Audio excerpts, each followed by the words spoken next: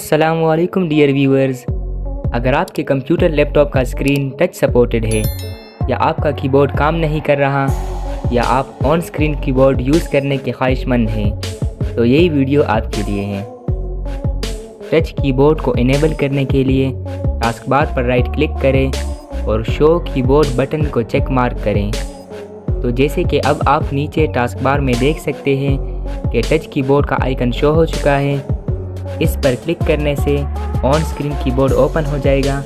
तो अगर आपके पास टच स्क्रीन है तो आप मैनुअली कीज़ को टच करके टाइप करें और अगर नहीं तो माउस की मदद से क्लिक करके टाइप करें। तो ये थी आज की वीडियो। अगर वीडियो अच्छी लगी हो तो वीडियो को लाइक और शेयर करें और मज़ीद इस तरह की इन्फॉर्मेटिव वीडियोज़ के लिए चैनल को सब्सक्राइब करें। अस्सलामु अलैकुम।